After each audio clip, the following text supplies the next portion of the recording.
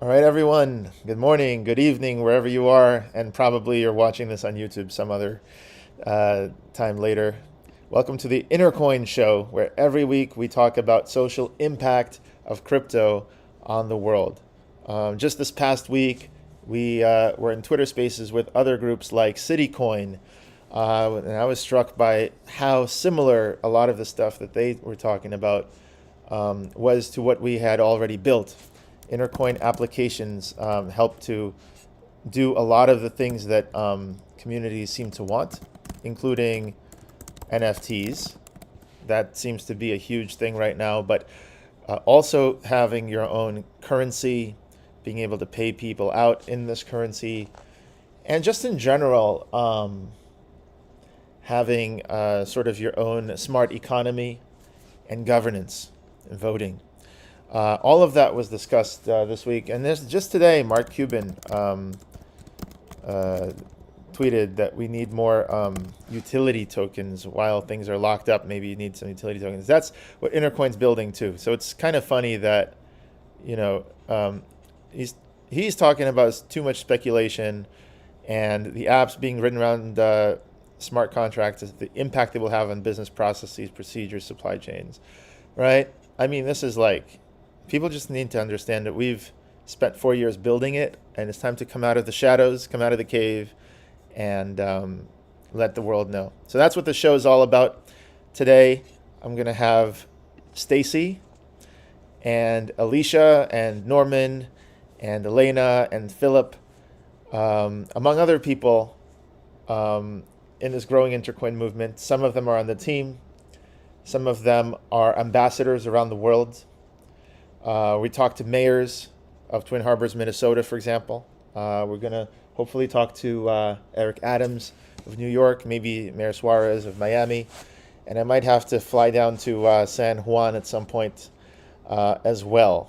And of course, Philip, you could talk about Australia, you could talk about Sydney and other things like that if you want. Welcome, everybody, to the Intercoin Show. So Stacy Brown, she is our community manager. She's helping to build up the community. I'd love to bring her up, and Stacy, maybe you can introduce yourself to people who don't know yet, and kind of just talk about what we're planning to do in 2022. Perfect, thanks. My name's Stacy Brown. I'm part of the team. I'm helping build the community. And basically, just our vision is a little bit different than a lot of projects. And I'm not knocking like meme coins and that kind of stuff, because I feel like a reason that they are super successful is because of community. And that's what we're all about, is building the community. So it's just nice that, I see all these new people joining the team and ambassadors and that kind of stuff. And what we stand for, the people that are involved are super passionate about that. So that's something that, you can't tear down. We're not like a pump and dump. We're not here for a short time. We're here for a long time, and we're building something massive. So it's just super motivating that, as I see more and more people join us, they're people that have the same interests and morals that we have, and, want to see built what Greg has been working on for the past 10 years, not only with Intercoin, but also with Qbix. Absolutely. Just a couple words about that. If you go to intercoin.org/overview, we start to put out information as PDFs and presentations that you can look at. One of them is Qbix and Intercoin. How are the two related, right? So Intercoin's been spun out of Qbix about 4 years ago. So this whole thing started about 10 years ago. I say I'm patient zero when it comes to, rolling up your sleeves and trying to change the world. And how are we changing the world? Well, we are disrupting big tech and big finance by giving you a decentralized alternative. A lot of people talk about it. People have been talking for decades about so many things. Big tech, this and that, we're losing our privacy. More important than privacy, we're losing control, all right? The control that we have to install our own applications, our own things. So WordPress, I keep coming back to this, powers 40% of all websites in the world. And the number keeps rising. So I wouldn't be surprised with numbers like 42% now. Now think about that. 4 in 10 websites, almost every second website okay, is powered by this thing, WordPress. And why is that? It's because it's open source, first of all, and it's because you can install your own plugins, your own whatever you want. I started this site around, I don't know, 2006, and WordPress, I don't know if it was around back then, but later I was able to add this blog, right, on which I often talk about systemic issues and so on. I talk about all kinds of things, U.S. foreign policy. I interview people like Noam Chomsky. I'm able to do a lot, but I'm able to publish it on my own site instead of facebook.com/MagerShack, which is my Facebook profile, and you could see is totally controlled by Facebook.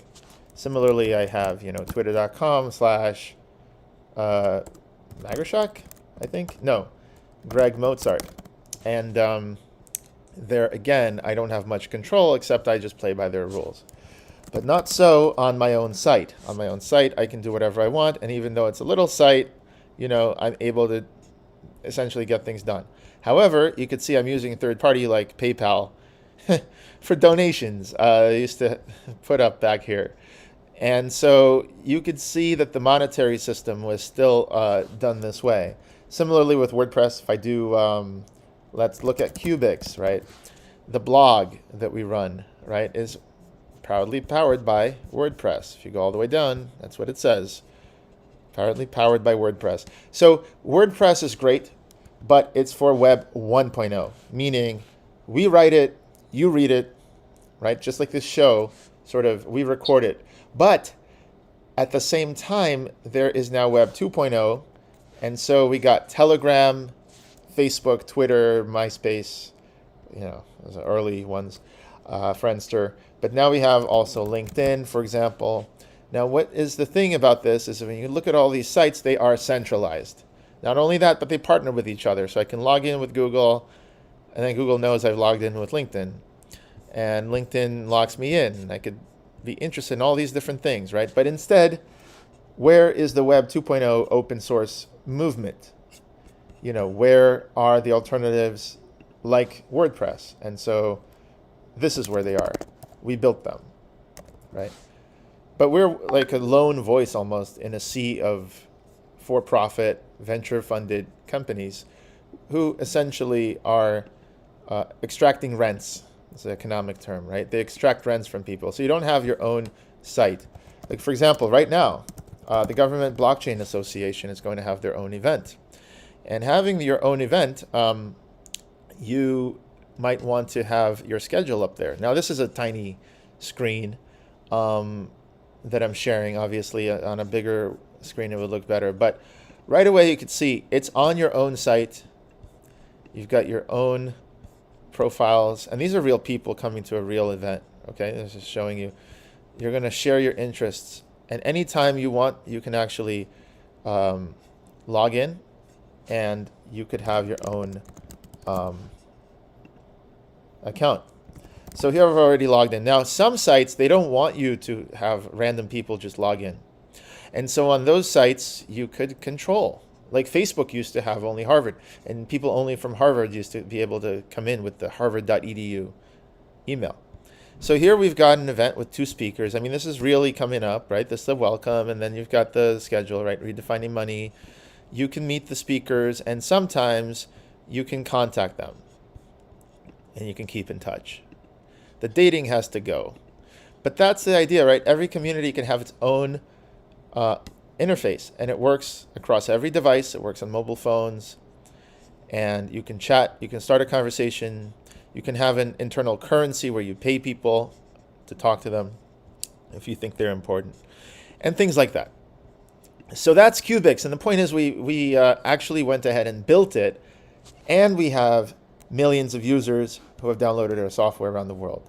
So we're kind of in a position now where you have this social network, and just like any self-respecting social network like WeChat, Facebook, anything, we're looking to launch our own payment network. And so the difference between us and everything else out there like Facebook or even Telegram is that they're centralized, right? They're centralized. And if you look at the news of ycombinator.com, One of the news recently was about Telegram.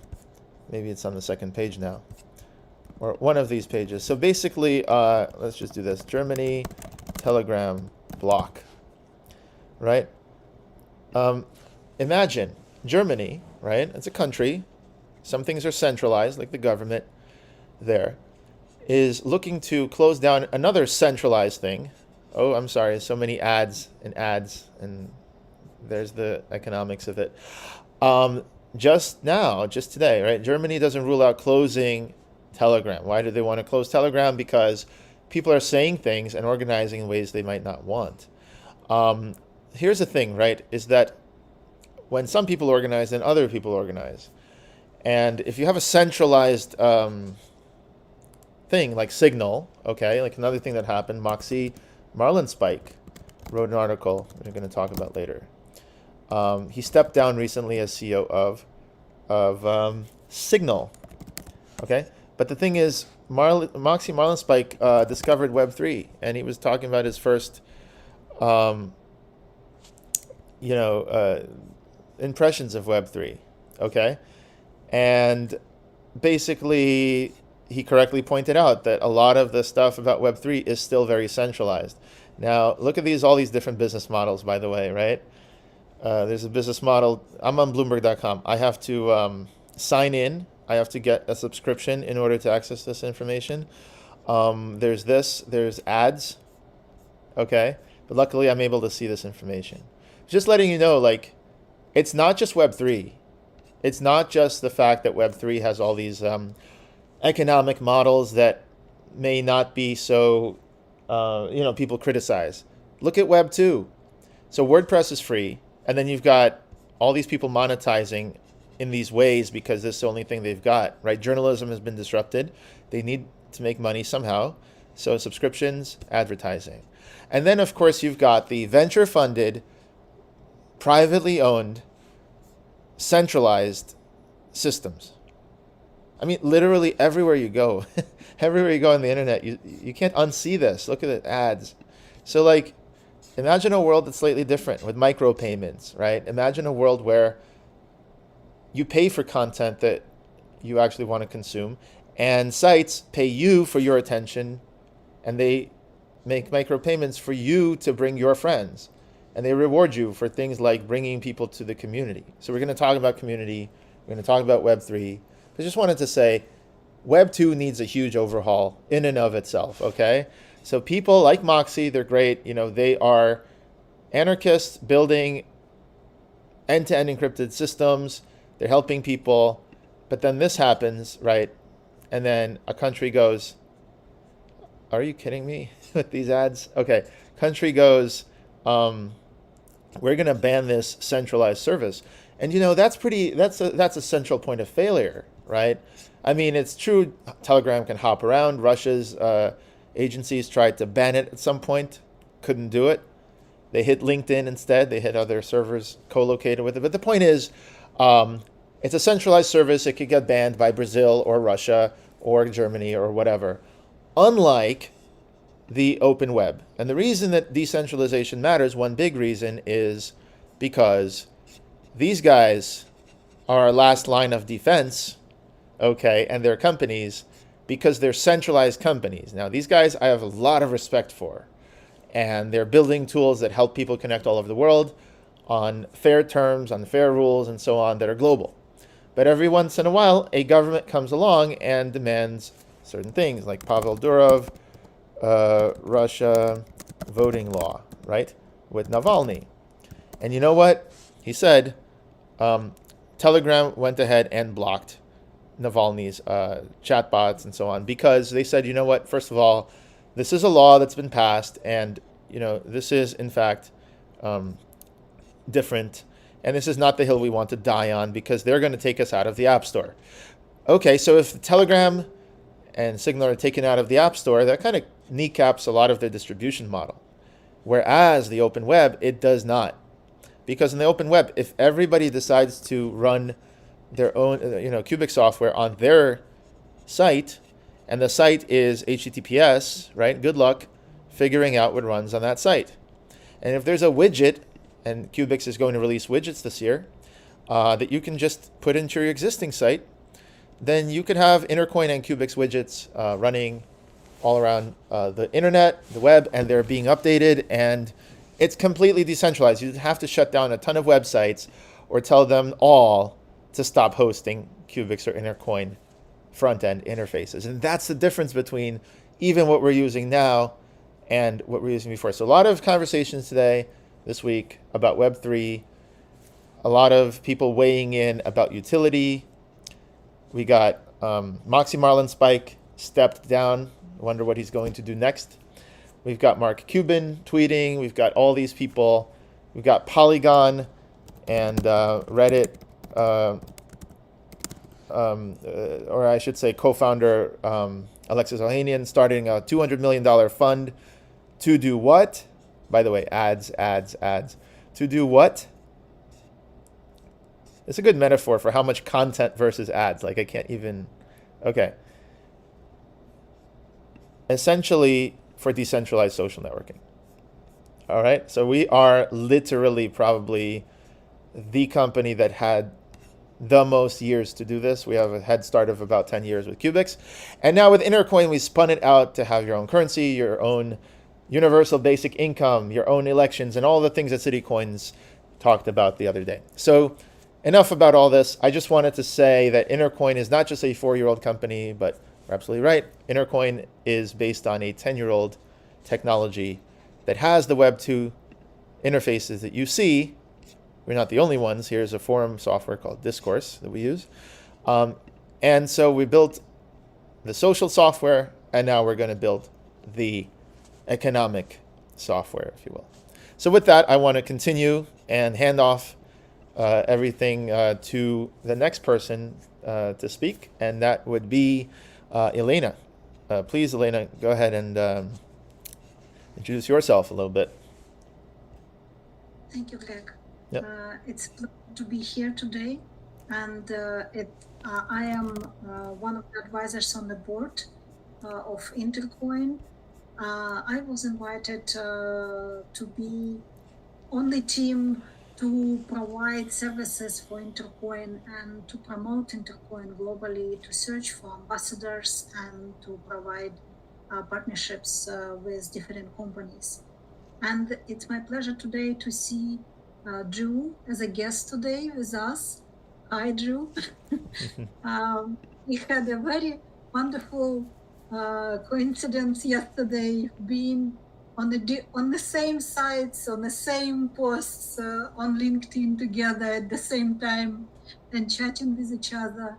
And it's a pleasure to see how companies around the world can collaborate with each other and support the vision of providing Web3 for all international clients and all international societies. And in reality, I am a very big fan of Intercoin myself, and it's my pleasure to see how Greg developed all the technologies for the last year, last even 2 years actually. I've seen how much he developed and how much actually Greg created the content on the forum. And today I just realized that I post a lot of things about the company, but never gave my kudos to the co-founder. And so today I looked at back at myself, how I've been growing with the company together with Greg's advancement in technology, and how we pivoted in NFT platforms, and the NFT created by Greg's developers team is one of the actually none of something like that exists on the market. As a professional in technologies, I can definitely I can reassure you that none of the NFTs can be so flexible as NFT provided by Intercoin team. And after my post on LinkedIn, I've been contacted by several quite successful companies on their space, and they were interested. How come the NFT was the same contract can be used on in a different layer one technologies? And as a not technical person, I gave the actual allegory that for artists, NFTs, it's like a clay. And NFT smart contracts, what we developed and already been used. Yeah, Greg, it would help actually if you will open the Sure. adoption of the NFTs. And what we want is to create the actual possibilities for anyone to adopt the NFTs in their business. And there is no limitations in the flexibilities of NFT provided by Intercoin.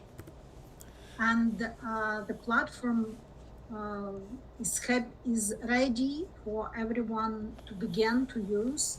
And what we want is, because the smart contracts already audited and it's released, and the main advantage is that it's secure.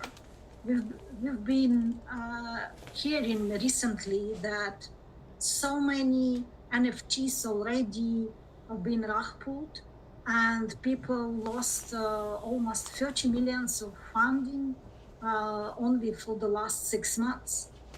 But NFTs from Intercoin, no one can hack, and the harmony of advantages with transactions between different platforms. I just want to be. And, I just want to say. You can talk a little bit more about the technologies of Well. NFTs, why we can do the Well, simultaneously. I just why want it can to. be deployed. I just want to correct one thing. I absolutely agree with what you're saying. It's just I don't know if they can be hacked. All that we can know for now is that we battle tested them, and we had a couple audits that we did, and they found no vulnerabilities, or rather, they found one thing we could improve, and we improved it.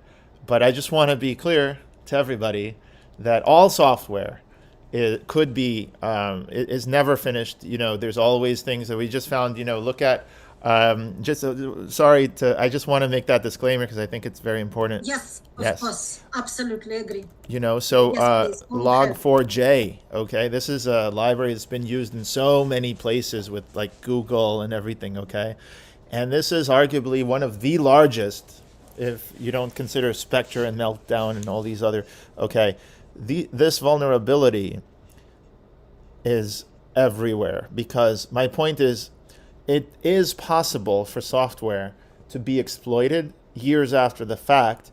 Somebody finds a problem. You know, Polygon, okay? Polygon avoided billions of dollars in fixed vulnerability, okay?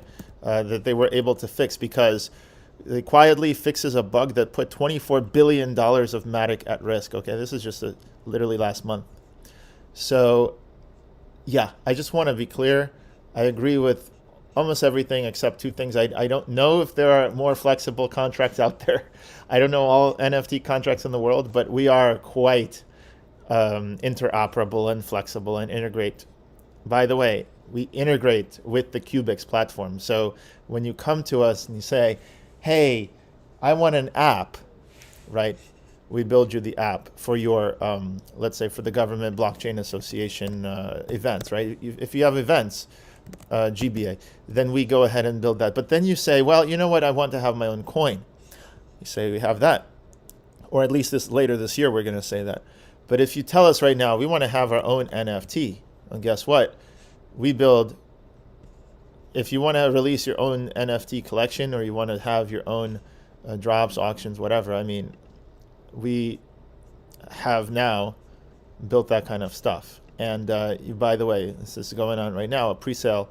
You could literally click buy now and go ahead and buy these NFTs in the pre-sale, and then later on it goes on to do the sale.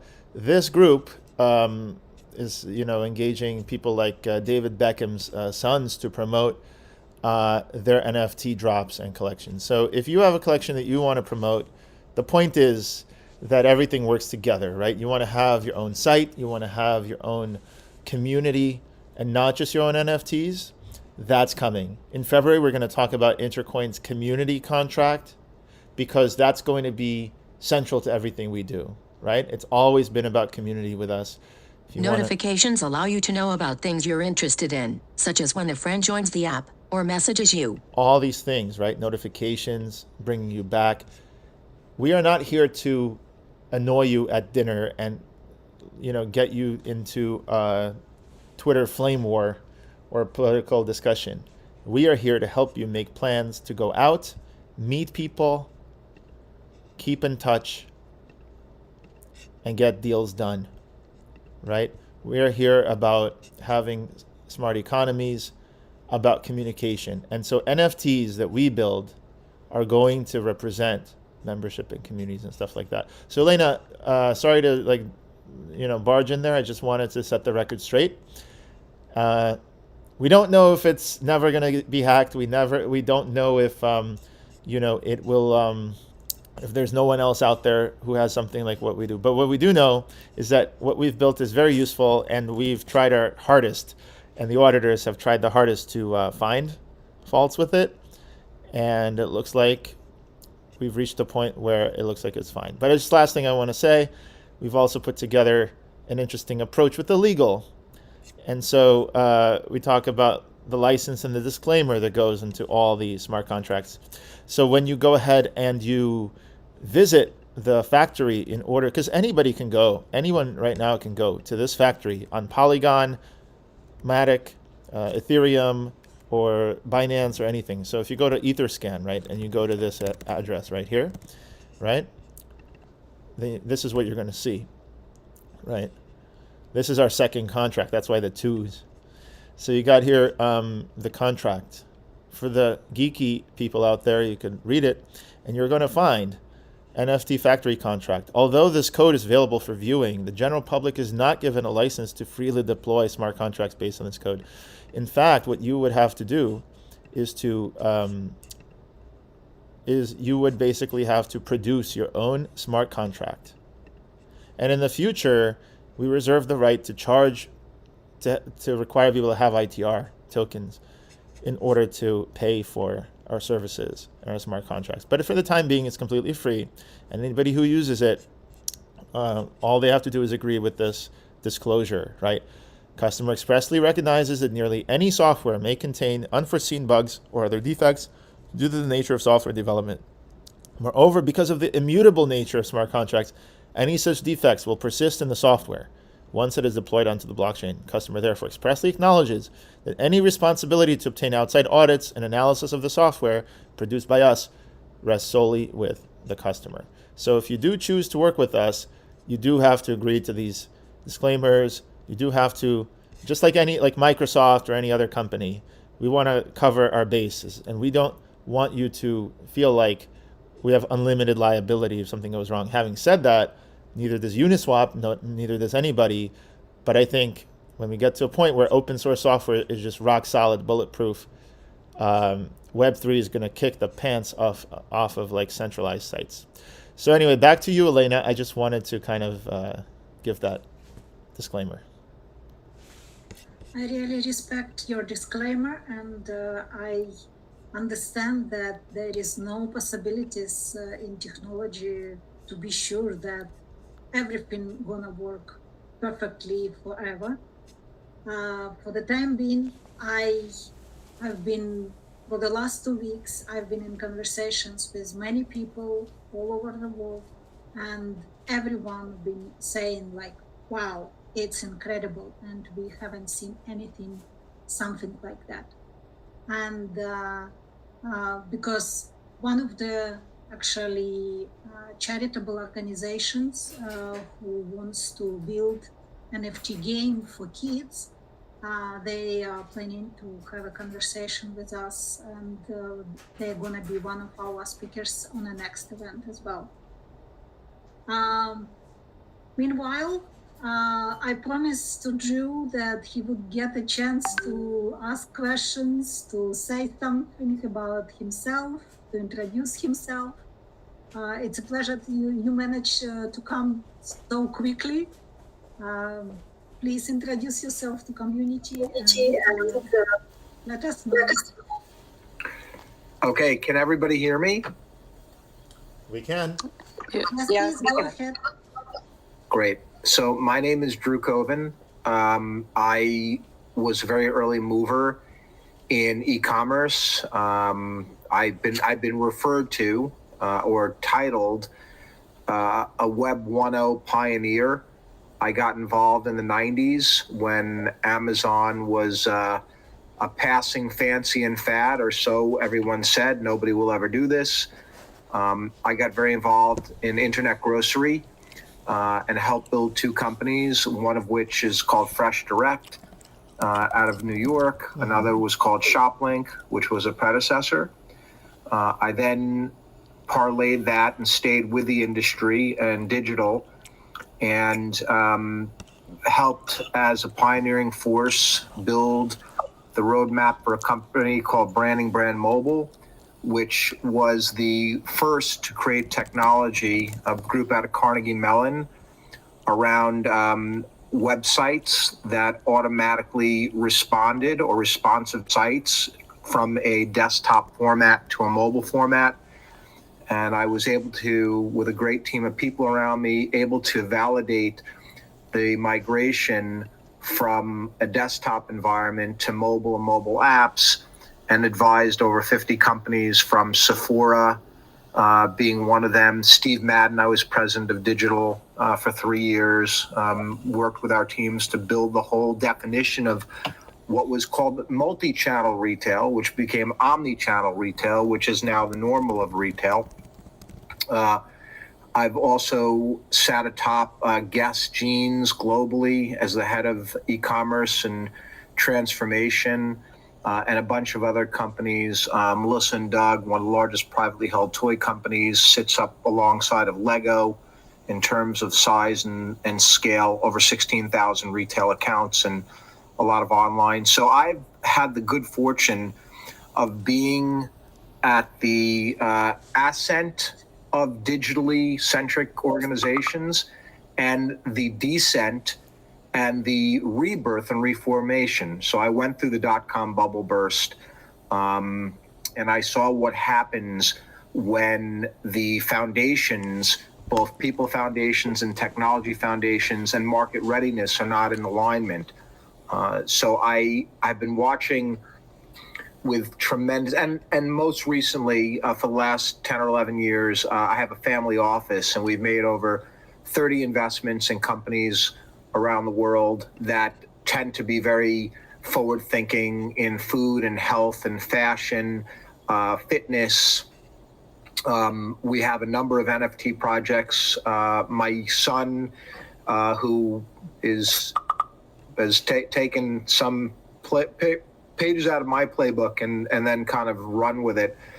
He is of the age where he's very digitally engaged and savvy in the NFT space, and we've bought a number of projects. He invests a sizable amount of money into crypto for us, so we set up a whole vertical within our family office for him and his peers to advise us on where they see the future going. And they have a huge network. My son has become somewhat of an influencer in the space.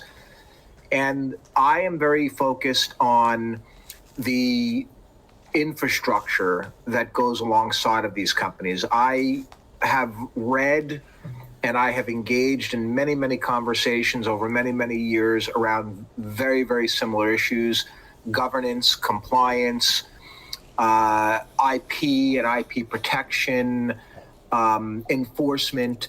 Because from my career, I see what happens, A, when there's a rug pull or there's a scenario where a lot of people are rushing into an industry and there are very little to no rules, jurisdictional rules. And while I understand and appreciate decentralization should not be confused, and in fact should be very clearly delineated from disorganization.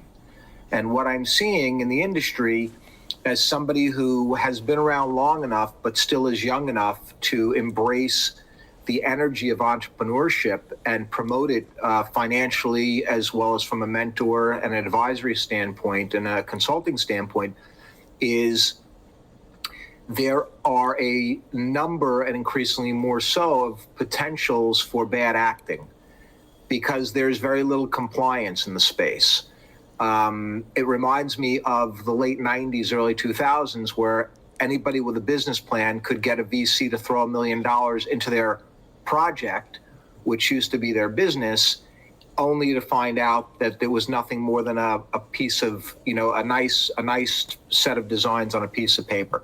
Now, I don't say that lightly, and I don't say that to generalize, but I am seeing implosions of young entrepreneurs, not necessarily young chronologically, but even young where there are more mature entrepreneurs that are rushing into an industry, really strong in the marketing realm, perhaps strong from the technology back-end realm, but not well versed in the importance of setting up infrastructure to support scalability. So I've been observing and I've been commenting in ways to be productive in a number of forums. And at the same time I'm learning, my goal is to impart and to partner with organizations such as yours, that ultimately there will be standards in place, not to undermine the spirit of decentralization or democratization of communication and the ability to raise investments through DAOs and have meaningful projects through NFTs, which have meaningful and enforceable utility. Because there is a difference. I invest in companies. I've raised millions of dollars, hundreds of millions of dollars in my career. And every time we look at an investment, which is very similar to what an NFT is, there's a clear premise. What is the goal? What are the objectives? And I think there is a risk that decentralization gets abused, calling everything a unicorn. Decentralization becomes a mantra which is highly misunderstood. So I've gotten involved because I want the industry to be successful. I want this systemic shift to be sustainable. But I've seen what happens when too many rush into something too undefined, which it doesn't have to be this time. So the reason I bring that up is because the wisdom of experience and learning the lessons of the past is what would we do differently, or what should we do differently than what's been done historically to make sure we don't have a crash and burn. And when I see people that are very hyped, or hypesters I call them, who are promoting projects, and I know the questions to ask is what is the structure behind this? And to find that there isn't very much, where does the money go? Who is accountable for making sure that the promises made are kept? Those things are fundamental, whether you're a decentralized organization, you're Democratic, Republican, whatever. Those things are fundamental to protect the integrity of the intent of what I believe decentralization, which is democratized decision-making versus highly polarized. So I'll stop there, only with one more thing to say. Nothing would make me happier than as somebody who was told in his 20s that e-commerce was a fad and that I was crazy to risk my career on something that was very stable. I come from a family, my father was an engineer and my mother was a school guidance counselor. Those are very binary, predictable. Go be a doctor, go be a lawyer, go into finance, be a stockbroker.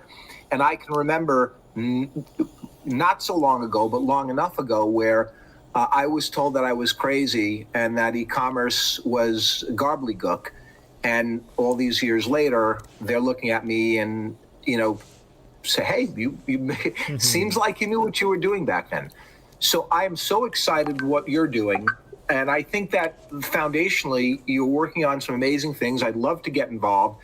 I think this is what the industry needs to see. And if I understand, Elena and Greg, what you're talking about, and I look forward to learning a lot more from the community, you really are trying to put these pillars in place, which could include an NFT project should be bonded and insured, as should the entity, so that the mitigation of risk and liability is in an appropriate place. If NFTs and DAOs are de facto investment groups, as well as investable asset classes, we want to do everything in our power to make sure this perpetuates versus a bunch of bad actors get in, no different than someone picking up the phone and saying, hey, yeah, card didn't work.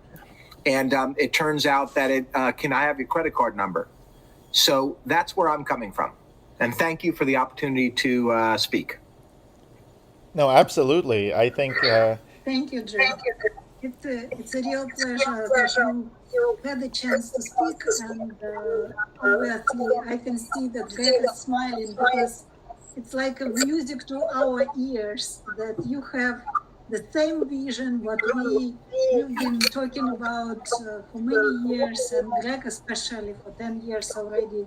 And I will shut up and let him speak. no, Greg, it's go great. ahead.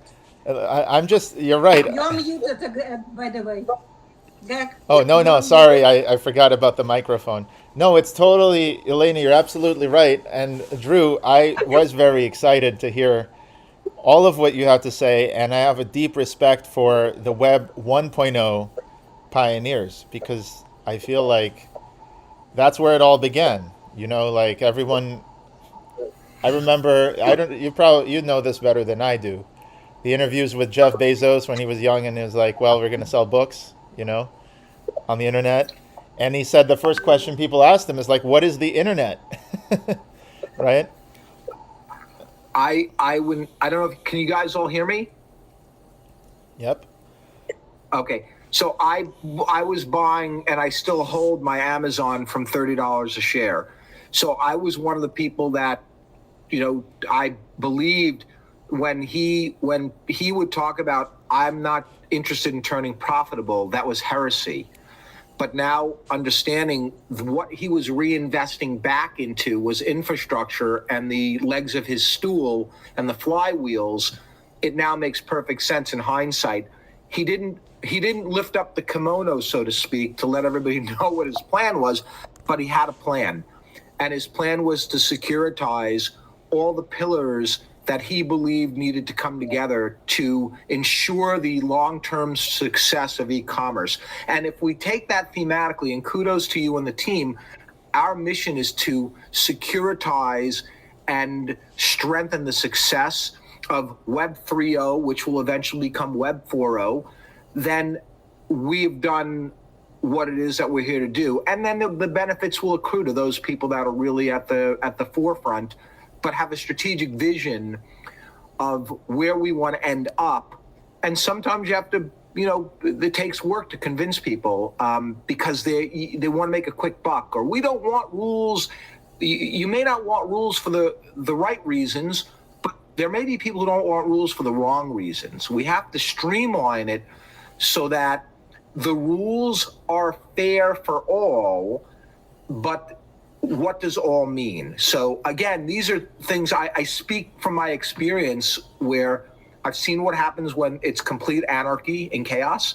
And I've seen the other side where it's so rigid that nobody can make any decisions. And we don't. So now we can take that wisdom and use technology and a lot of smart people in these communities and channel that to say, how do we get the best solutions where it's fair, when we think about the fact that it can't be fair for one and yet unfair for many, or fair for a few. And I think that's the dialogue that we want to be having in these groups on LinkedIn and various places, to realize who's driving these conversations and what point of view are they coming from. Yes, proselytizers and evangelizers are great, but if they're too top heavy, saying buy this project, go that project, and then you say this, what is the project? It's not a project. It's an idea. So again, I'm so passionate about this because I can see what this could be, and your organization and you're really in it, but you're doing the things that fundamentally will ensure that it will be around for a long time. And the largest group of people who want to participate, whether you're a creator, an artist, a chef, a social impact person who wants to save the world, there's integrity and authenticity and vibrancy and compliance to what you're doing, so you can actually do it versus you'll do it for 30 days and poof. Oh, absolutely. I mean, we've been at this for 10 years. I think when we first started, like Web 2.0 was just new, you know. I was in college when Mark Zuckerberg was launched Facebook. I went to college early. I was 14. It's a long story, but so I was pretty young and in college, and I wanted to build a social network.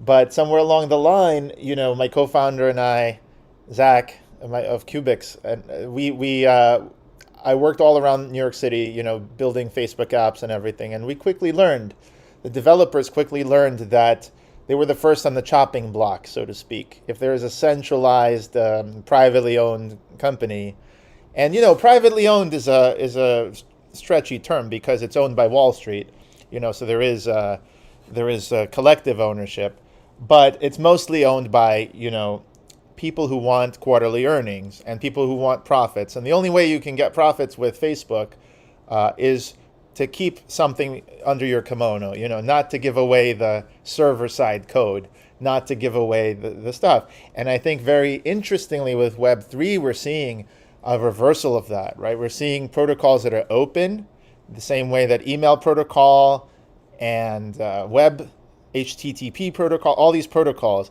And this conversation is going on like this week with Moxie Marlinspike, founder of Signal, where the question is how much decentralization, like you're saying, should we have?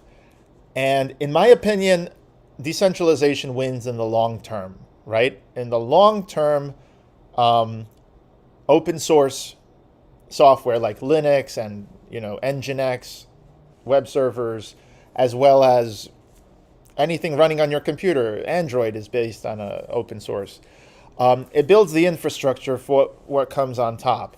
And I think the web itself, the web 1.0 was so successful because it was open source. You could look at HTML source of any page.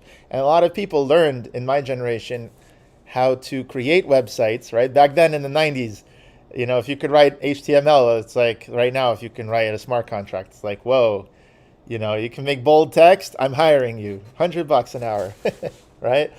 So the radical open nature of the HTTP protocol, look how quickly the centralized sites of the day kind of gave way, right? There was America Online with Steve Case, right? Remember that? Not much different than Mark Zuckerberg and Facebook today. Everyone logged in, so you've got mail. Now it says you've got notifications, right? But it's like, what did people want? They moved to an open web. And I will say this, I want to get your take on this, because I think if it wasn't for the open and permissionless web, that you didn't need permission to run keyword IBM or keyword, you know, FreshDirect, most e-commerce and software as a service and all these business models that came up would not exist. Facebook would not exist. Google would not exist, because America Online would never allow them to exist. Amazon wouldn't exist. So all the stuff that we got behind that, and people don't understand that, I think, is an open and permissionless infrastructure that totally destroyed the centralized infrastructure in very quick order, and everyone moved on over. And I think that's what's going to happen eventually with Web3 and Web4. So what are your thoughts about that? I think you're absolutely right. And Steve Case, we actually invested in Sweetgreen together. So I'm a fan of Steve and Revolution, and I think he's brilliant. Now, I think here's the thing that is important to understand, which these were centralized organizations that were inviting people to engage in an organized way. So AOL, of course, its killer app was email. You've got mail. which then became anchor deals where, you would spend $1 million to get your brand sponsor. I remember way back when that was like, if you had money and you were venture backed and you can get an anchor deal on the AOL platform to put your brand on it and basically control your category, poof, you were going to make some real money. They were the kingmakers in a way. They were the kingmakers. Now, that being said, it started with those platforms started with structure. And from them, they said, okay, well, how do we blow this out? So Google becomes the killer email app. And then the social networking. So it builds on itself. But the foundation of everything everyone built on top of, the concepts that someone said, how do we make it better? How do we make it more inclusive? How do we layer features? How do we make it simpler? So Google said, which, by the way, Google was the next coming of Yahoo, and there was Lycos and InfoSeek and all these GoTo.com and all these other search engines.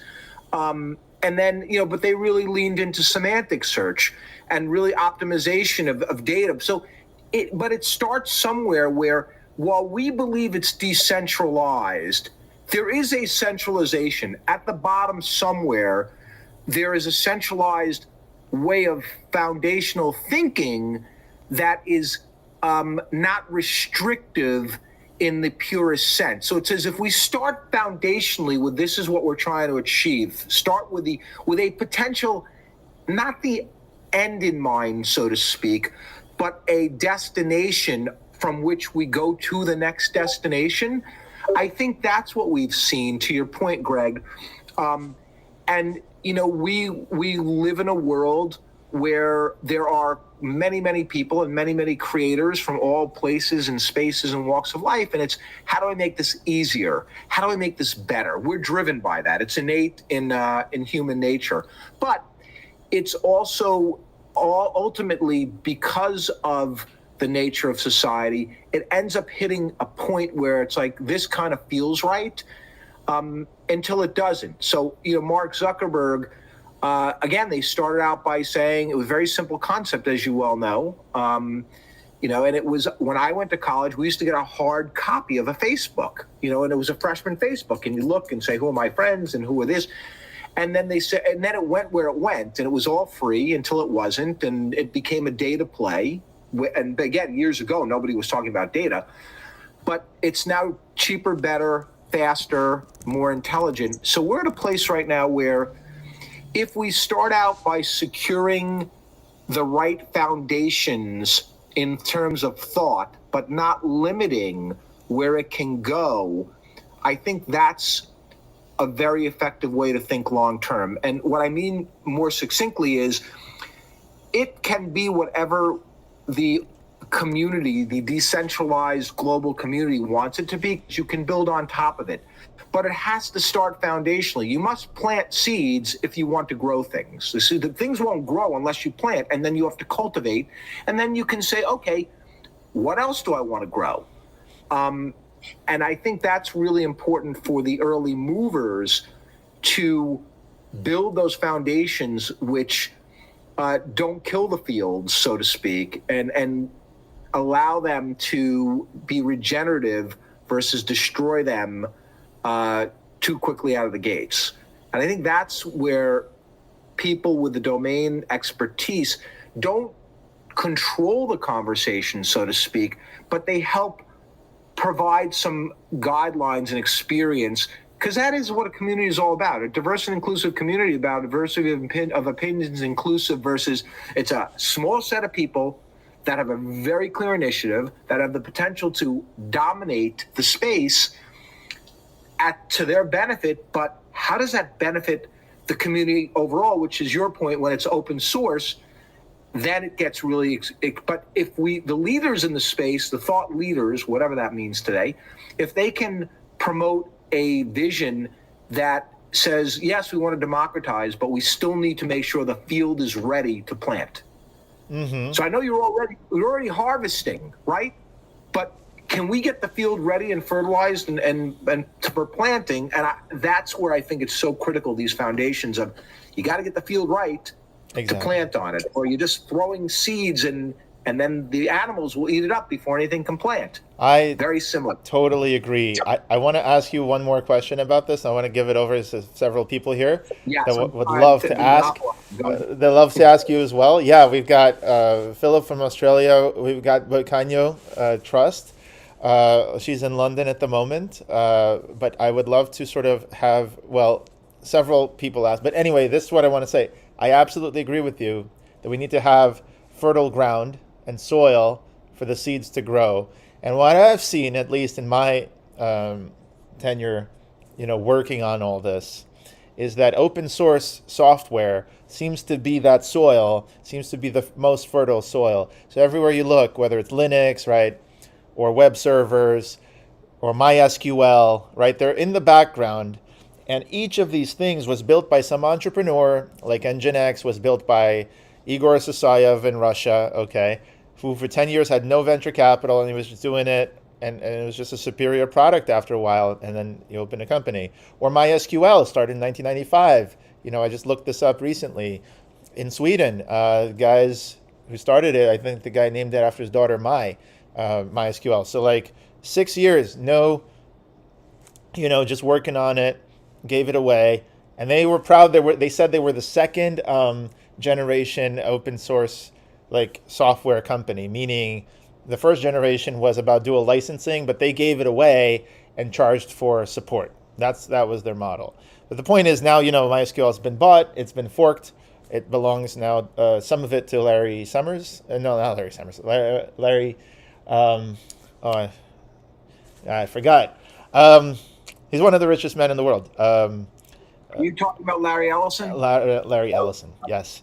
Oracle. Okay. So Oracle bought MySQL. It's been forked into MariaDB and all these things. But all I'm saying is the open source tools, if you will, because they are not restricted in who can download them and who can play around with them, so many people became certified, even as teenagers.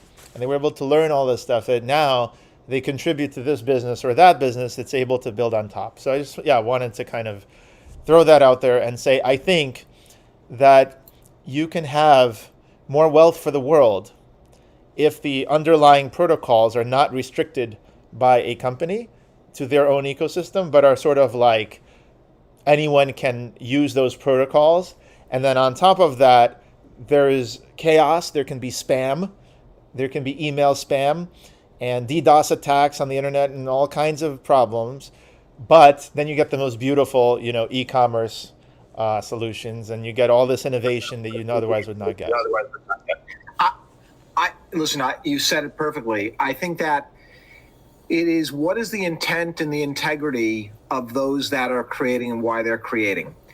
And I think it really comes down to, I don't know if Jeff Bezos had stayed on Wall Street. I suspect he's a very smart man. He went to Princeton engineering. I mean, these are, Zuckerberg was in Harvard. I mean, these are, Bill Gates, and then there are people like Steve Jobs who just, creative, brilliant geniuses born to sell a vision.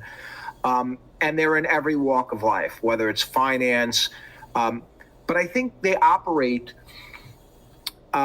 in ways that, I don't know that Jeff Bezos ever set out to become one of the wealthiest people in the world. And Elon Musk was couch surfing after he sold out his interests, with PayPal. He was broke. He had taken $100 million off the table. And as legend has it, and on good authority, he went all in and struggled. I mean, he was at the verge of having to sell Tesla a bunch of times. And these are not only stories that are in the press, but I know people that work with Elon. I know people that were close to these. One of my friends was the second hand to Jeff Bezos. So I understand that they had visions. And I think their visions at the beginning, when they were privately held, were really entrepreneurial. And again, they've accomplished amazing things, and they understand thematically why they're trying to do it. I believe fundamentally that Elon Musk sees that the world population is growing. There are a lot of issues that technology can help to resolve, whether it's climate, renewable energy, food source, pollution. Again, I have to think positive intent. I don't think he wakes up every day saying, I'm the wealthiest person in the world, and isn't that fantastic? Because why wouldn't he just retire? And, I think some of these folks, their vision starts one place and it's very good and pure. And some, maybe it's to get wealthy. And why shouldn't anybody get wealthy if they do something amazing for the world? But I think that, to your point, it starts with, what is the intent of the groups and the leaders therein and the communities, and is there alignment? And is that strategic in nature? So the things that you're talking about are, very strategic in nature. These are people that really wanted to create an open ecosystem. And by the same token, they wanted it to be sustainable, meaning not just sustainable from an energy perspective, but for the universe, I suspect, but also they didn't want it to die off. They wanted it to grow exponentially, to network, from a network perspective, take off, and more people would adopt it. But I think they started with positive intent, and they had the intellect and ability to create things that were able to be built on top of, which is exactly what you and this group are doing. You're building foundations, and now it's a function of getting that message out to people that there are foundations which speak to how this opportunity can be perpetuated and all can participate, versus it's controlled by a very small group that are trying to not only control, they want to make the rules. And I think that once technology is universally available for anyone, a 10-year-old child who is a prodigy or a 14-year-old student in college, anyone can utilize it and anyone can be successful, and it is non-discriminatory. Anyone from anywhere that puts their time and energy into a piece of it. And that's where I think the creative communities in this space are so important, that they really have an opportunity, a unique moment in time coming out of this pandemic, to say that world that we came from doesn't work anymore. Where I am enslaved to my job, I want to create things. I should be able to keep a roof over my head. I think that's the spirit of Web 3.0. And if you can look at Web 2.0, and maybe you would include the Shopifys and the Squarespaces and Amazon Web Services, not the straddle of 1 and 2. It's to democratize access to entrepreneurs who I don't want to be dependent on having to get my product into a retail store. I'm just going to be the store. Now the creator becomes the brand and very quickly can go live. So again, I apologize. I'm so passionate about this that I love it. This is what this is all about. And the Intercoin show is all about passion. And I think passion is necessary to change the world. So you've already changed it in so many ways, and you're connecting to so many people. I just wanted to say also with what Intercoin is. Answer your question, Greg. I hope in my passion-fueled diatribe, I answered the question.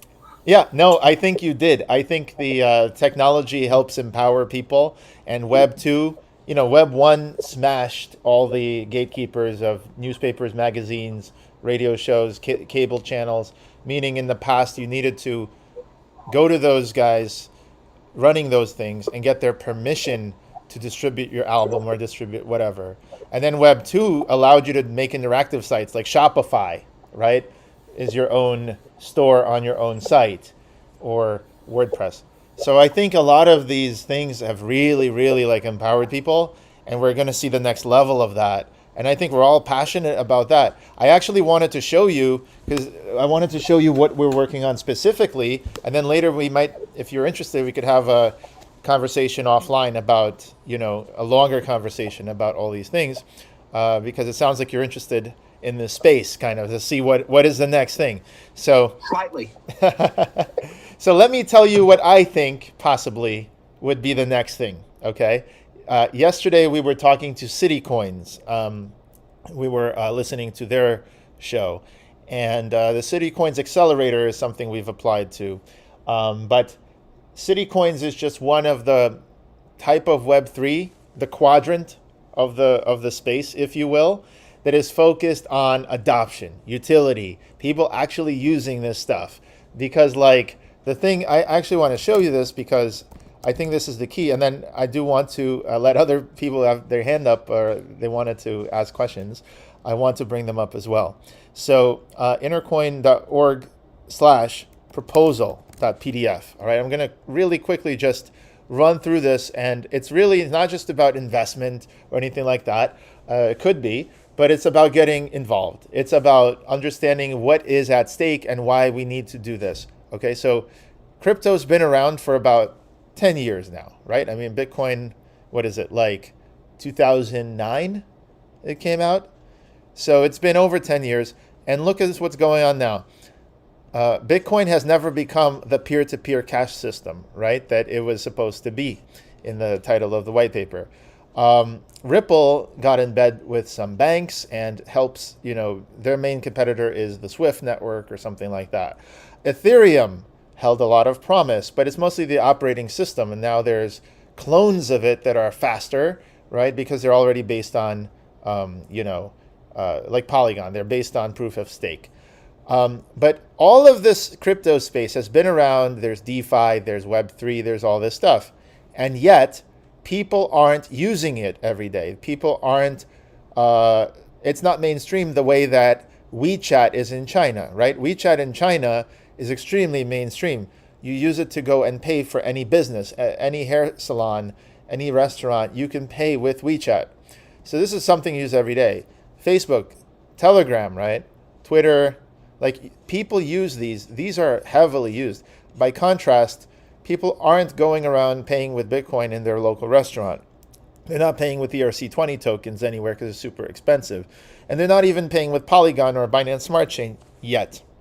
So there has to be a reason. One reason is that crypto is currently, the mentality was peer-to-peer. So people are talking peer-to-peer on, let's say, Uniswap. I get to swap what they bought. I get it done. I leave, okay? Very few companies are thinking in this way. There's Intercoin, there's Kolu, now there's City Coins, right? We're a growing emergent movement that's thinking holistically about entire communities at once. And so what happens is, this is the new mayor of New York City, actually. So, this is me as one of his fundraisers, and he's holding the community's presentation of Intercoin. So we want to build New York City Coin. We want to power a large chunk of the transactions in New York City Coin, decentralized, meaning we're not the ones, holding the surety bonds necessarily. We're not the ones who have to be a money transmitter. And we had to engage with all these regulators and ask these questions, right? Speaking of rules. We want to put all these rules on the blockchain the same way that telephone switchboard operators got replaced with voice over IP, right? And the cost went to zero. And now we could do all this with 20 people in the room or 100 people with the room all over the world, and the cost is zero. So that's what we want to do with New York City Coin and a lot of these things. Also, Twin Harbors, Minnesota, I should say. Chris Swanson, mayor of that city, wants their own coin. There's a lot of mayors. I'm supposed to fly to Puerto Rico and talk to people about San Juan possibly having its own coin. We'll see. So the idea is that, and also I want to bring up as well Philip, who's talking about potentially having a coin in Australia. So what does it look like when smart contracts are used for their intended purpose? Beyond NFTs, beyond... I look at NFTs like I look at the game Pong or, Space Invaders, right? It's an early sort of use case, early application. But if you compare it with Call of Duty or Halo, I mean, it's just like night and day, right? So what is going to look like Halo or that, I think, is more community software, not peer-to-peer, not speculation on JPEGs, which is not to say it's interesting and it's nice. And I enjoyed growing up playing, Teenage Mutant Ninja Turtles, the arcade game with all that. I still enjoy it, actually, Mario. But the thing is, like, today it's just way on another level, right? So it looks like this. You have your own currency. People pay each other. I pay my piano teacher in this currency, right? There's a voluntary basic income, which is like a universal basic income that's paid in the coin of the city.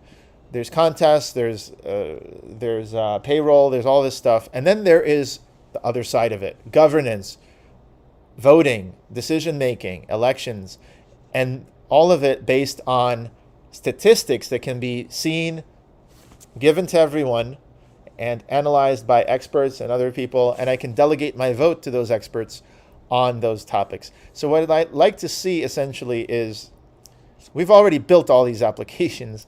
It's just a matter of auditing them and putting them on the blockchains like Polygon Matic and Binance, and getting them in the hands of cities, townships, and stuff like that. So what you've heard right now, I'm just curious what you've heard, right? Being able to manage your community, being able to manage your own monetary policy and your own coin, pay for a public park, pay for a road being paved, have the coin recirculate and be taxed back by the city. All this stuff, does that sound very different than the current web? I think it should be called Web 4, honestly, because like all the Web 3 stuff seems to be more about like lonely peer-to-peer transactions and hoping that the next person is going to come along and pay more money for the thing that you bought.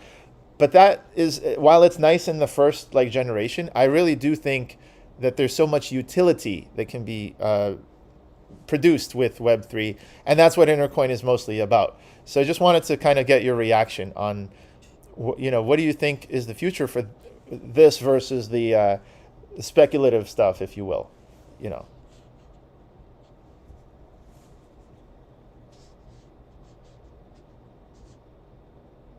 You're looking for my opinion, or there's someone else from the group? Oh, well, let's get your opinion first, and then I'll throw it to the group with Phil and Layla. Okay. Yeah, go ahead. I'll make it quick.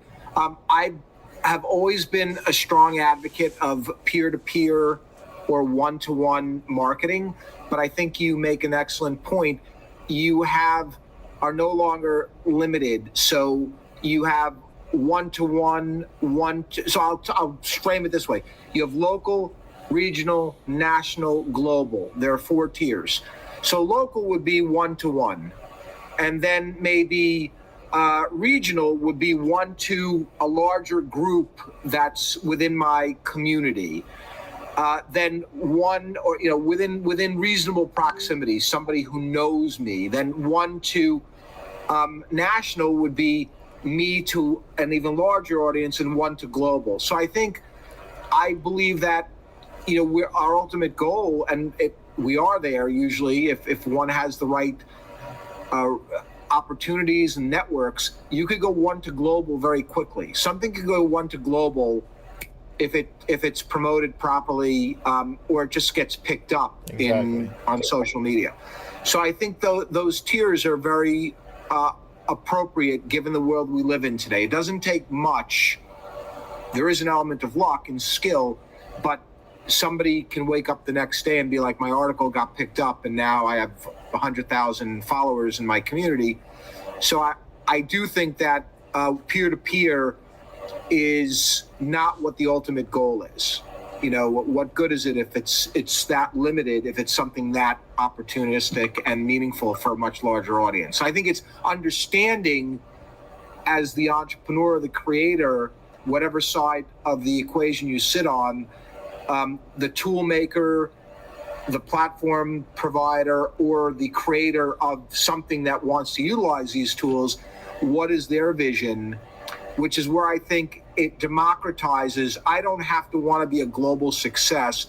These tools will allow me to be successful peer-to-peer, but it's in a stable and secure way. Or if I want to what extent do I want to engage socially, economically, or otherwise?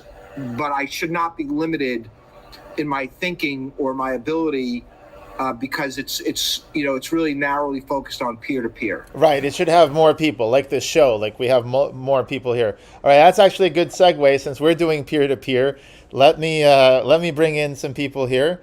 So as I bring you in, just introduce yourself, and maybe if you're involved with Intercoin, you could say how you've gotten involved. And I'd love to hear from all of you. So I'm going to start with the newest people here who haven't had a chance to be in our previous shows. So Trust Bocano, if you are on, you could definitely chime in and say hi and ask Drew any questions that you have. Hello. I do apologize. My computer just froze, but I'm back now. Thank you so much, Greg and Drew. Wow, you are amazing. I mean, it's I've enjoyed every minute of the conversation. I love that. Let me introduce myself properly. My name is Viganyo Trust Penyo. I am based in London, and I got introduced to this wonderful community by Miss Elena Rivas, who is a phenomenal lady. And I'd like to say thank you so much, Elena. I am a lifestyle specialist, and I work with people who want to improve their lifestyles. And I run Botswana Community UK, which is a charitable non-profit organization. And I also do other projects. I'm an entrepreneur. I work for myself. I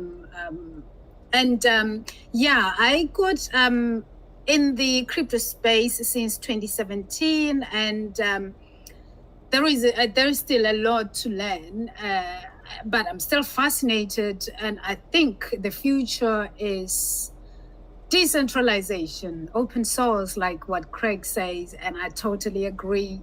And the projects that Intercoin, that Craig is doing, the project and what you were explaining about Qbix and then Intercoin, absolutely amazing.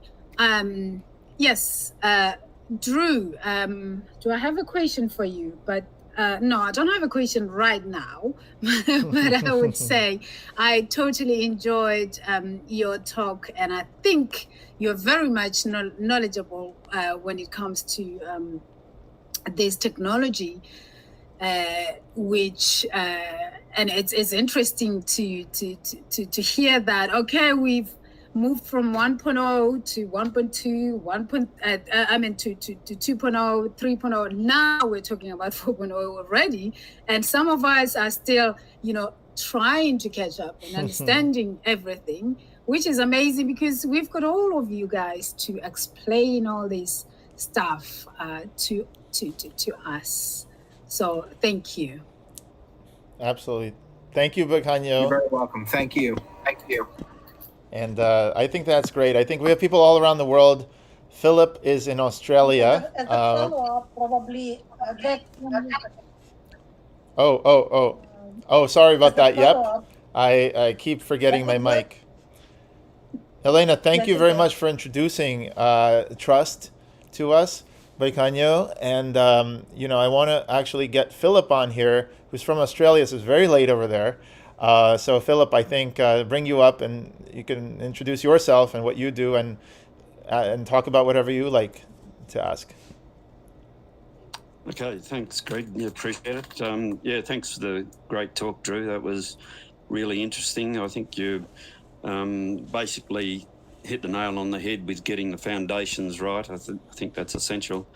I guess from my point of view, the way I should summarise my position, it's a little bit different from the other people that have been heavily involved. I guess I've got a view that over the next few decades, humans as a species are going to be facing some existential crises, both because of large-scale environmental problems, but also because of what I think is out of control militarism, where we're spending trillions of dollars a year on armaments and whatever. So those two things are not unrelated problems, of course. They've got something to do with each other. There's an old slogan in the environmental movement, which has been think globally but act locally. And I think that's exactly the sort of thinking that where Intercoin can have a great positive impact for the planet, basically. My quick summary of my background is that my parents had me handing out how to vote leaflets for the Labor Party from the time that I could walk, basically. And so I've had a long history in progressive politics and was actually an alderman on the City of Sydney Council for 4 years in the 80s. I was actually trained as a biologist, but spent about 5 years doing biomedical research. And then I got into IT and ended up spending 35 years in IT. So I've been involved in computing since the beginning of the PC era, really. But for some years I've been following the development of the crypto environment, and I can see that there could be useful and beneficial environments for all the things that I'm interested in. So I've been following it with interest for quite a few years now. Unfortunately, for many of the crypto coins and ICOs, etc., it's just been a means for unscrupulous people to pump and dump and make a quick fortune at the expense of the investors. However, Intercoin is a very different beast, and it's a great project, and I can see that it could have enormous benefits for communities all over the world, both individually and collectively, in the way that it can connect all these individual communities together. So I really want to be actively involved in what I think is a really wonderful project. But I'll put some of the background stuff up on the discourse site, and with a bit more detail maybe, and if there's anyone that wants to ask more questions, I can respond there.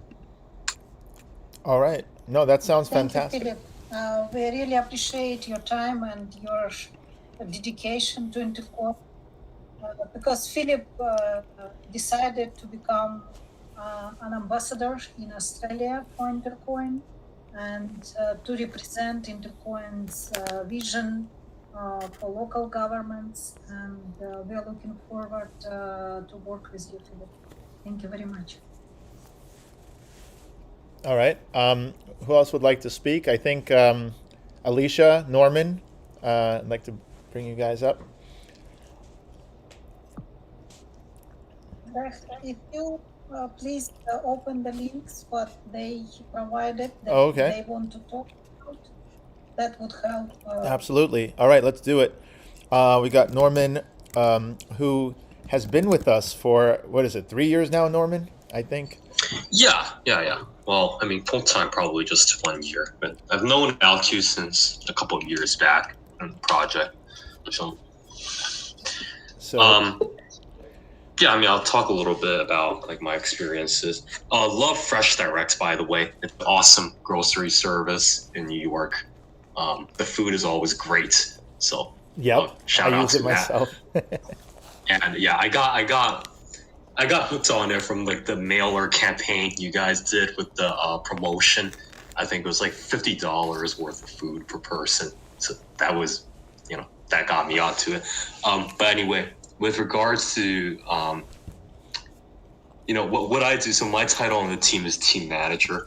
I just, help out with the operations side, create processes for the team, and make sure everything is documented. And a little bit, as you said, create, some of the structures and laying the foundation so we can really be executing in a strong way going forward into this year.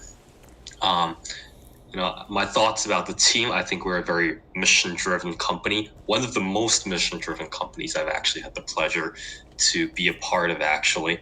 And I think that's reflected in, both the customers that we're trying to serve, as well as the day-to-day of how we actually do operations within the team. As specific on thoughts on Web3 crypto, I've been, involved in the space since maybe 2017. That was when the first ICO boom kind of took off, and then been following the space ever since. I met Greg at a conference actually during that time, and he told me about the Intercoin project. This idea of community currencies was something that I thought was really, frankly, it was captivating, hearing about how, we can actually redesign money as we know it, and how we use it every day. And that got me hooked, and I've been involved in the project ever since. I want to give it back to Greg, let some of the other people speak as well. Maybe Alicia, maybe Greg. Yeah, I can talk. Hi, Drew. Nice to meet you. Really appreciate everything you've done, and it was really awesome to hear all of your accomplishments. It's very inspiring. I've also heard of the company that Norman was just talking about as well, because I'm originally from New York, so I think that's really cool that giving back as well with the advertisements and stuff. So I'm actually, I just joined Intercoin. Stacy told me about it actually. So I just joined back in November, I'd say. And what I'm going to be doing is basically bringing people in, making people aware about Intercoin and what Intercoin's about. I'm an abstract artist, so I'm very heavy into the NFT scene as well. And I just got into that last year. So that's a whole nother world for me. Going from traditional art into NFTs as well. And it's been really great working with Intercoin. We have a really great, strong team. We have a lot of great things going on, especially with the NFT remix coming out, and also the other app as well. And I just really love what Greg has put together. He's been doing this for such a long time, and I mean, I'm learning new things every day. He's like the brain. He's the brain of Intercoin. So I had picked 2 articles to talk about. Greg, did you want me to talk about like the tech adoption thing, or are we not going to do that? I think we have some time. We got 20 minutes in the show. Okay. Yeah. I wanted to talk about the tech adoption because I think that's the importance of tech adoption is like really important, especially with what Intercoin is doing. So if you wanted to pull that up. Where is the? Would you see it here? It's under my name. One of the articles should be on the wiki. Oh, I see. What I was looking for your name. It just said community manager. Importance of tech. Yeah, yes. that one. All right, let's see it. There we go. Okay, perfect. So there's been like a lot of changes as we spoke about in the beginning of the Intercoin show today. That some people basically they're refusing to adopt. So. I'll just use my mom as an example. She was a BlackBerry user, and she basically was very upset that, all of that is now a no-go. So she had to, transform herself into using, the Androids now, and still uses checkbooks and mailing checks, etc. So then I have like my 84-year-old grandmother that has adopted technology. She's 84. She's got an iPhone 13. She's got an iPad Pro. She pays her bills online. She has a Facebook IG account. So my thing is, and I know, for everything, tech adoption is so necessary. But unfortunately, the privacy issue is many people's main concern, including my mom. So, Qbix, as you said earlier, Greg, is the open protocol for basically identity that, makes it compatible with everything. The platform, which is open source, is also ready to be used and allows people to run apps on personal devices and securely authenticate with any website, which I think is extremely important. And having control also of your own data is key to living, a private life. Not everybody, nobody wants their information to be out there, constantly. With Facebook, I actually deleted my Facebook account a couple of years ago. There's been a lot of breaches with different companies as well. So why even risk having your identity being stolen? So that's another big thing that, I love about what, Qbix and Intercoin is doing. And there's just, been a lot of things involved with that. So community coins from Intercoin, everyone can manage their identity without being tracked by third parties, which is also really important. Which is, it's an important factor when it comes to everyday living and security of our identities. So I just wanted to discuss that. And I just, does anybody else have any thoughts about, the tech? I mean, that's one of the big things that I've always loved about Intercoin, as well as the community coins and, helping, different communities out. It's not just a state by state thing, it's, it can be as many communities as you want. It doesn't have to be in New York or in Arizona or, any other type of thing. So does anybody have anything to add to that?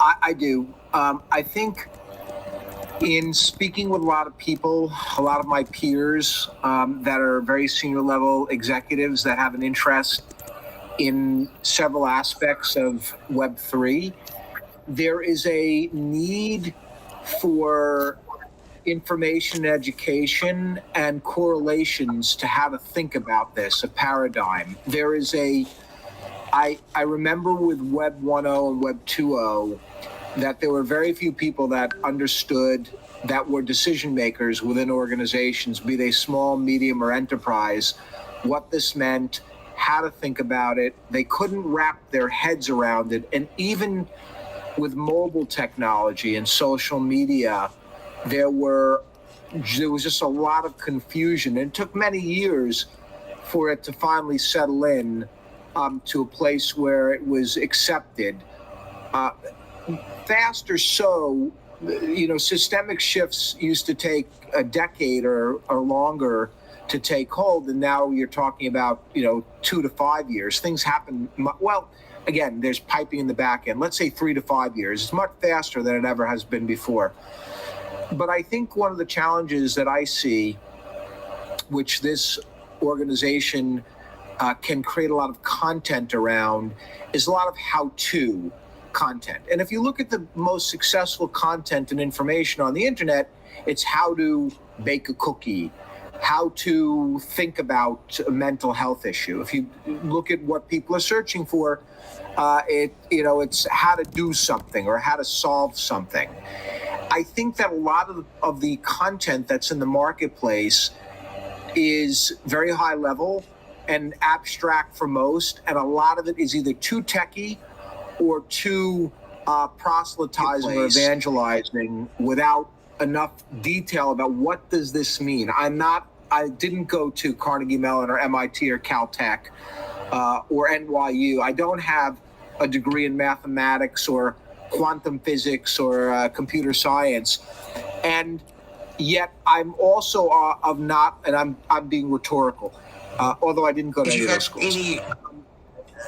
And I think there's the flip side of that, which is also I'm not really inclined to believe hype and marketing rhetoric. I'm a financial person, or I am, a chief strategy person, or I'm somebody who's in college or just very interested. If we were able to create bite-sized content where we become drivers of thought, which can lead to thought leadership, I think that's critically important. I don't see anybody doing a good job. I see a lot of people on social media who are touting projects, but not talking about infrastructure in a way that people can understand and vet. Why should I join a DAO? What is the DAO? What holds a DAO together? What's a DApp? It's very techie speak and jargon, and it's very elusive for most. And why should I buy an NFT or not has nothing to do with the fundamental security of the NFT. If I'm looking to invest and speculate in an asset like a piece of art or a JPEG, and nobody is talking about how to hold these creators to a standard, which, by the way, a group like this can start becoming an agency of sorts, where it is advocating for standards by which people are making decisions. But nobody's creating content. It's like the gold rush. Everybody's running and moving with pickaxes and shovels, and they're looking for the mud pit that they should dig into. But nobody's got the map. Nobody's the maps are very obscure. And those that have some level of direction, they're guiding dialogues. And I'm not so sure that that's the nature of democratization or decentralization, hoarding information. So if we provide the information in ways that people can take action on it, I believe, and I've wrote this, that a high tide raises all ships. And I successfully did this when I was at Steve Madden. I shared the playbook to go mobile. I'm like, it's good for everybody. So again, I think it's so important to create and publish content that actually enables people to take action on it versus, I think I understand what that is. Like, I want to set up an NFT. How do I do that? And can someone explain to me all these elements in a non-techie, jargony way? Let me stop there. I wanted to say exactly. I think you're exactly right. One of the aims of this show, right, why we started the Intercoin show, is because we realized if crypto is going to go mainstream, we wanted to explain to people what are smart contracts, what are blockchains, right, and what is crypto. because people are just sitting there hearing these terms and they have no idea. Now there's NFTs and floor prices and minting and all this stuff. One of the things that we do on the channel, the YouTube channel, is sometimes we put out how-to things, and those wind up being the most viewed videos. Like I was just brought this up. Norman did one. I'm sorry about the first 5 seconds. You're going to see an ad, but that's how this game works. Experience it all with crypto. And you've seen the Lambos. You know what I'm talking about. The guy posing in front of his Lambo. All right. So we've got something like this. Making crypto mainstream. Now I'm going to show you how you can actually manage your crypto on the go and use your mobile phone to take advantage of opportunities on different decentralized exchanges. To do this, you need to have a wallet app on your phone. And one of the best ones that I found is Trust Wallet. So you go to the Trust Wallet on your app store, whether Android or iPhone, you download it. Anyway, about 30 minutes lesson on how to get started with your phone. And then what happens is, this was and Norman has done one of these. We've got several people on the team that put these together. But what I noticed is that we did this 8 months ago. We had some of the most views and some of the most likes. We don't know how many dislikes anymore, unfortunately. Yeah, I think teaching people how to do it is the third pillar of what I was going to say. You see, there's 3 things that Intercoin wants to do. It wants to solve 3 problems. The first one is, like I said, move beyond peer-to-peer. There's nothing wrong with peer-to-peer. Peer-to-peer can be great, especially for private conversations like dating, making business deals. But talking about things at scale is something that smart contracts will eventually start tackling, which I believe is going to be a huge game changer. Number 2 is crypto must go beyond this sort of thing that's holding it back. The straitjacket is right here, okay? Every time the blockchain tries to be more adopted, it just becomes more expensive, right? Because everything needs to fit into a single block every 10 minutes or every 15 seconds. It's literally trying to cram all the world's transactions into one spot. And so this technology, the way that it's architected, the underlying technology needs to grow. And so Intercoin envisions more like the internet, right? This is the cloud.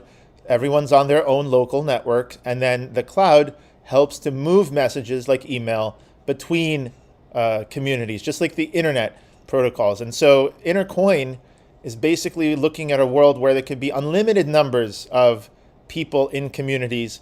Each coin lives on its own ledger, so it doesn't have to look for double spends across in other communities.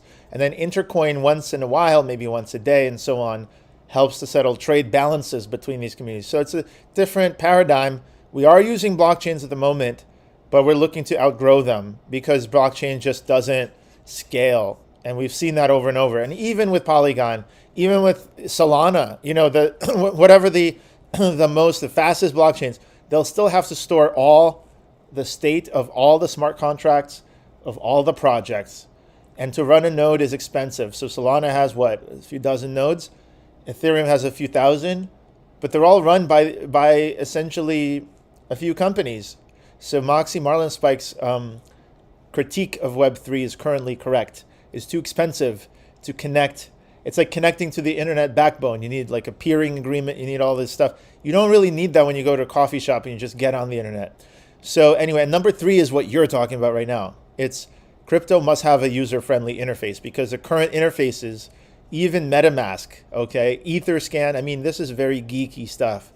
And we want to be the Apple of crypto, right? I don't necessarily like everything about Steve Jobs, but I love his passion and his ability to inspire people, and more importantly, to convey a future world in which things are simple. Without him, we might not have fonts on the Mac or on personal computers. Without him, we might not have a simple aesthetic like the iMac or the iPhone or the iPod. So he's left his mark, with just the touchscreen and everything. Android was not going to be a touchscreen computer.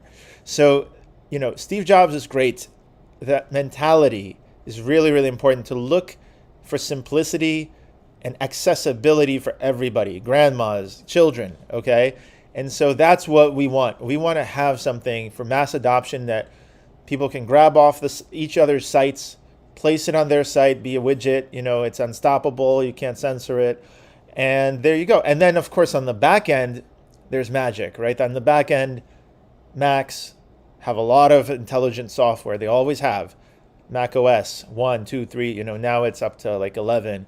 So communities as a whole, like these are our customers, right? It's not the people in the communities so much as a community, as a holistic entity, right? So you go on a cruise ship, you're disconnected from the internet, but you can still meet your friends. You can still go to make your schedule with shipmates, right? You can keep in touch in the extended cruise community. And of course, you can have the cruise bucks, right? The cruise coin that you can spend on board, literally on board the ship.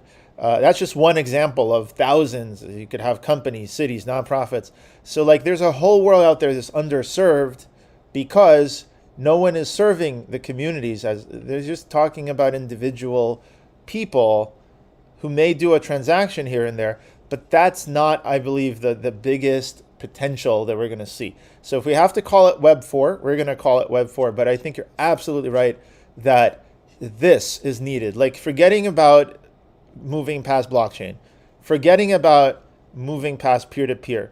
If just the only thing we did was make beautiful user-friendly interfaces that people can use, then crypto could be adopted. And part of that is running this show, and part of that is doing these C1.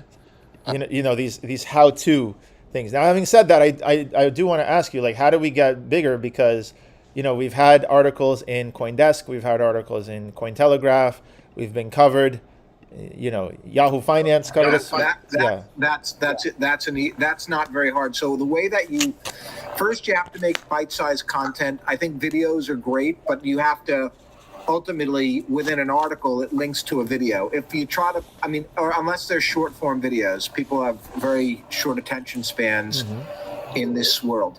And then you tap into thought influencers. I hate the word thought leaders. I don't know what a leader is, and what they're thinking, or what underlies their thinking, and how well researched their thinking is. So I'm going to call them thought influencers, because leadership takes a little bit more qualification.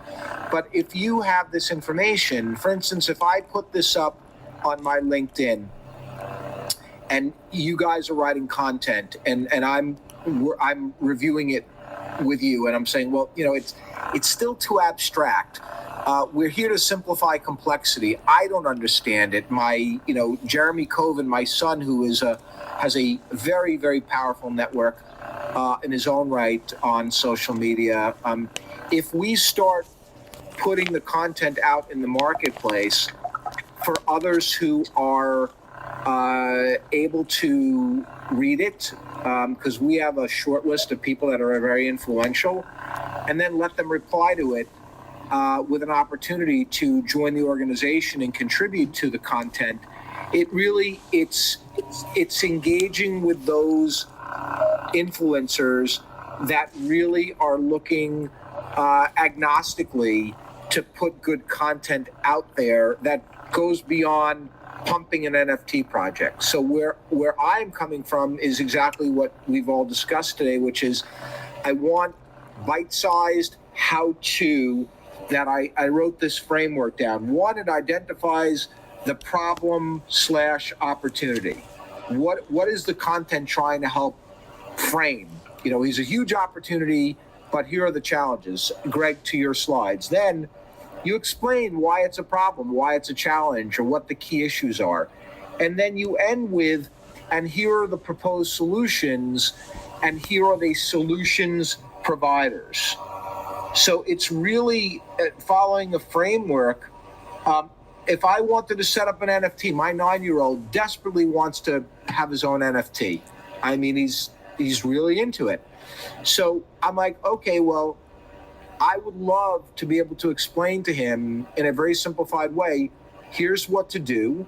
And then I can sit with him, or his mother and I can sit and say, okay, create a couple of characters, we'll have our attorney trademark and copyright your IP because we have those resources available. And here's how to do it, so we can do it interactively. Because I don't want to every time somebody wants to do it. The whole idea of democratization and decentralization is like Shopify. You can go and set up your own website. Anybody can do it. They've simplified. Shopify could also be simplified. Maybe that was her name, websimplify.com or something. But you can Shopify your business. So again, you can NFTify your business. So that's really what it comes down to. But people don't know how to. It's complicated. So who do I hire? And that's what I think we're looking to do. Problem solution or opportunity, problem/opportunity solution. That was a funny video you had with the get rich guy with the Ferrari, because that's what this feels like to me right now. And NFTs feel like the Franklin Mint to me. You want a commemorative plate of the royal wedding? And it cheapens it, because those are the real authentic creators, the artists, whether they're a chef, whether they're a philanthropist, whether they want to raise money and give a portion back to climate control. That's not there. I mean, and I think it can be very quickly. The smart creators are going to figure it out, because they're going to have integrity beyond what they're creating, where they do have a partnership already in place with the group that they want to create the NFT for, versus, well, I don't have a partnership set up yet. Oh, I need that? Well, you're saying you're raising money through a DAO and to do a minting. You don't even have a relationship with the entity that you're holding out. Do you have a contract? Oh, what's a contract? Do you have a rev share? What do you have the rights to use? We want to get rid of those actors and those elements, the flipsters, the pump and dumpers. And by creating content that speaks to, I believe that a DAO should be insured. Listen, a bank is insured. I believe that a decentralized organization should still be able to validate its existence, so it can't just suck money as a digital piggy bank and go bye-bye. It should be bonded and insured. Not to encumber it with regulatory rules, but it needs accountability. Why can't I go set up a DAO right now and create some fictitious company that's going to do all these great things because I'm a persuasive speaker or a salesperson, which the guy said, do you want to get rich quick? And they're doing it. That's the problem. That's what the I've gift seen. of the tongue can out snake oil salesmen, and they're there, and they're always going to be bad actors. The lesson from the past is let's address that now, so that those companies that are really going to become, you're seeing OpenSea's getting attacked because there's no moderation or curation. Anybody can throw a project up there. There's no validation, really. Exactly. I really think that you hit it on the nail. I've seen it over the last year and a half with meme coins. You've probably seen, right? There's meme coins, and they're popping up every day, and people build a community around, well, nothing basically. It's just an icon and a promise that more people will come and give you the money. And I think NFTs, some of them, there's a big element of that with the long tail of NFTs. And then there's the cool NFTs. I actually think that this show and this brand, Intercoin, we're going to, in February, start releasing NFTs. And everyone who's been on our show, everyone who's a guest, and everyone who, our forum is going to have sort of roles in the organization, which could become a DAO. I use that term, but I also think that DAOs and NFTs are first generation things. We want to build NFT 2.0 kind of thing. So I'd love for you to come on the show again, and I want to talk about our NFT remix. Definitely, I'd love to talk about that. But I just want to say that did you sign up yet? Did you sign up to the forum itself or not? Or you had a chance? I will. What I want to do is I have to Brian Sazi, who's a Yahoo Finance guy, is doing a presentation that I help promote on DeFi. Oh. And Elena has the invitation. He's starting off in 3 minutes. So I got to hop to Brian. So if you want to follow it, join in. Brian's got a couple of DeFi banking experts. So I promoted it. So I got to. No, of course. Let me wrap up the show. Let's wrap up here, and then, yeah? Can we get on a call in the next 24? Yes. Where are you in the country? I am in New York City. Perfect. So I'm a Brooklyn. I live in California. I'm a Brooklyn boy. Nice. So I would love to, let's get something on the books for the next 24 hours so we can go through that presentation. I might want to get Jeremy Koven on the Zoom with us. Sure. And I want to clear ample time to really go in depth and then figure out how I can help support what this great group is doing. Fantastic. Drew, it's lovely to have you. Thank you, sir. Absolutely. Stay warm in New York. We'll and try. Thank you, everybody. I look forward to connecting with all of you on LinkedIn, and I look forward to being part of this great opportunity. Thank you for all your wonderful work. It's an honor and a pleasure. Thanks, Drew. Good to have you. Thank you, Drew. Yeah. And see you in 2 minutes in the next meeting. Okay, everybody. Bye-bye. Bye-bye. All right, everyone. This is the first time you probably see me on a video like this. I will say, I think this is awesome. We should have guests like this all the time onto the show. It's amazing that Drew stopped by. And I think it's high time we start minting our own NFT collection. Give one to Noam Chomsky. I'm going to set him up with a wallet. I'm going to try. I'm going to get all these guys who are over 80 years old with a wallet too. But I think the guests on the show, the supporters, the ambassadors, everyone, it starts here, right? Community. Intercoin's going to make NFTs around community and not just about grift, not just about selling. And you know what? If you were a guest on the show, that's not something you can sell to someone else. It's a status that you can keep on your account. And who knows? It might turn out to be something. And of course, everything we do, we give to others. So there's going to be other important communities like the Rotary Club or, Royal. Over there, you've got the royal family. So maybe they'll mint some NFTs as well once they make you a knight. So anyway, I just want to put that out there. And does anybody want to say anything before the show ends? Yeah, I want to say something. Thank you so much, guys. I want to appreciate everybody and say, wow, Intercoin really empowers people. I like that. And and the fact that it can grow businesses and most importantly, unites communities, which is amazing. And I liked what Drew was talking about the last time about explaining Intercoin to a young person or making the information in small bite chunks.